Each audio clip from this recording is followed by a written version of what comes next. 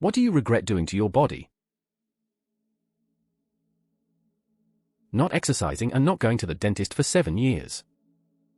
I'm sitting here currently novocained up and drooling from getting 7 cavities done, 2 last week, 5 today. Go to the dentist, kids. I feel you. I neglected going for probably 4 to 5 years because I was in a massive downward spiral while taking care of my mum as I watched her waste away to Lewy body dementia, and when I finally got back to the dentist I needed 9 fillings and a root canal. I cried in my car after they gave me the estimate. Wish I would have wore my retainer after getting my braces off. See, I got my braces done in Mexico and my orthodontist there told me to only wear my retainer for a year. So yeah, 20 years later, and while my teeth are nowhere near as crooked as when I first got them, my overbite is back with a vengeance and I kinda want to get them again. I got my braces off around 24 years ago and I still wear my retainer every night. If I ever forger it, like when I travel, it feels super tight when I get home, so I can tell my teeth are still trying to move back. At this point, I figure it's a lifetime thing. But I got braces in college and paid for them myself, so I was really aware of what an investment I was making. Being ashamed for it. I could have loved it for my whole life, without caring for others' opinions. I'm in this comment and well, nothing. I'm in it and I don't know how to change it. It's probably shallow, but I hated my freckles. I had them all burned off, professionally. Then saw my brothers for the first time in years. I don't look like my family anymore because they all have cute dots of freckles. And I just have nothing. Anyways, that's just my regret. Of all the comment I've read, this one hits the most. There is this song by India Ori called Video.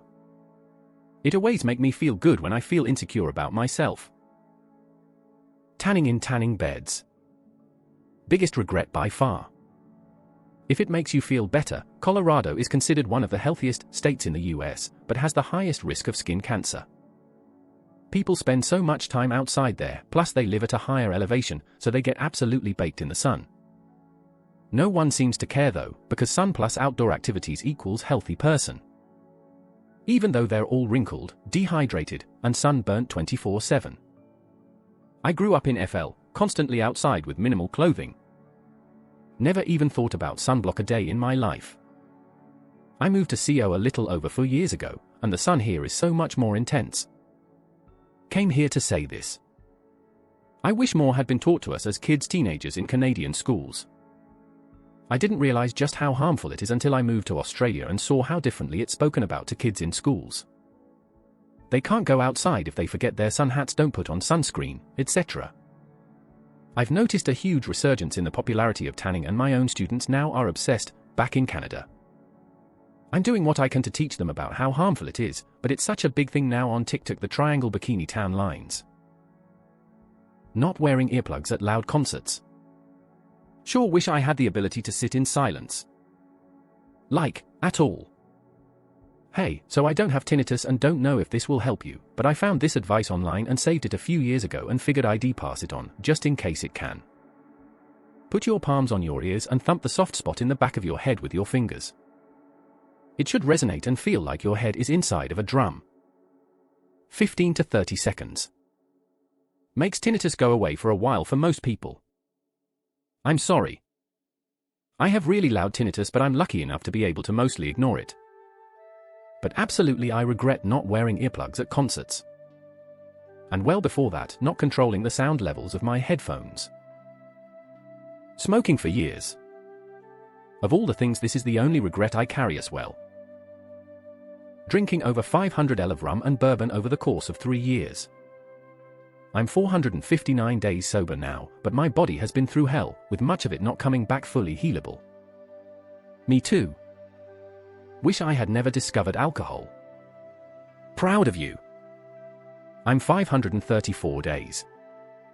My life has gotten so much better. I dropped 50 pounds. I don't have crippling anxiety.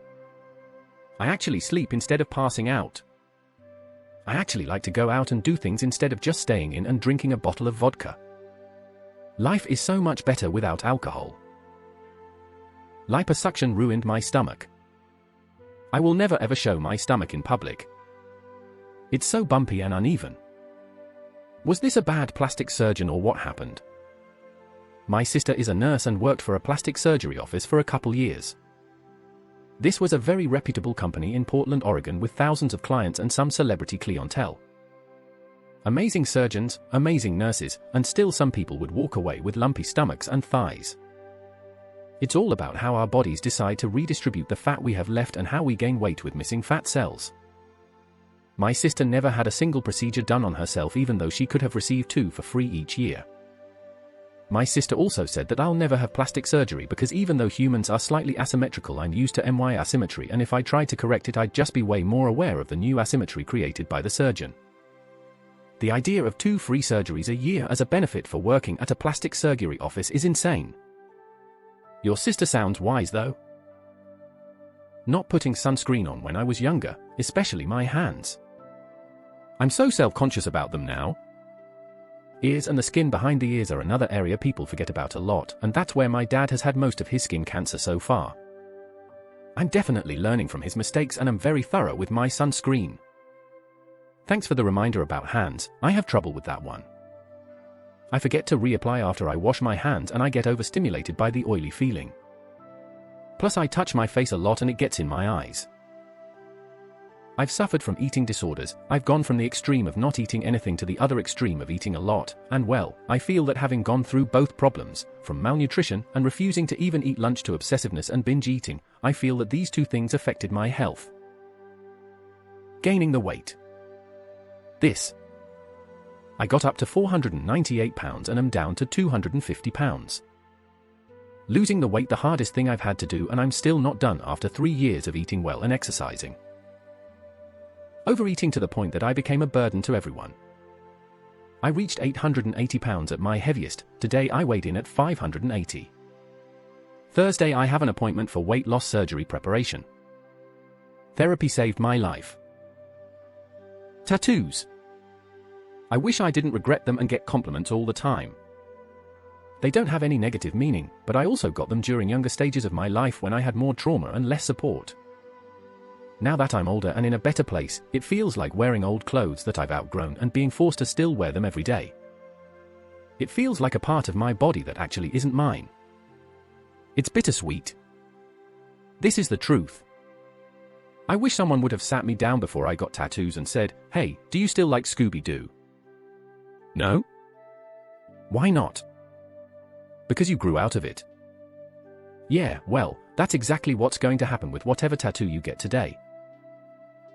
Stress. Not listening to it.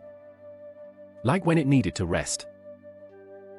Making it sit through work every Monday through Friday my entire fucking life. The massive amounts of candy I have been eating for years now. I'm not fat, mind you, because sometimes candy is all I eat in a day, but my skin is fucking awful and I'm pre-diabetic. At 25 years. Completely unnecessary.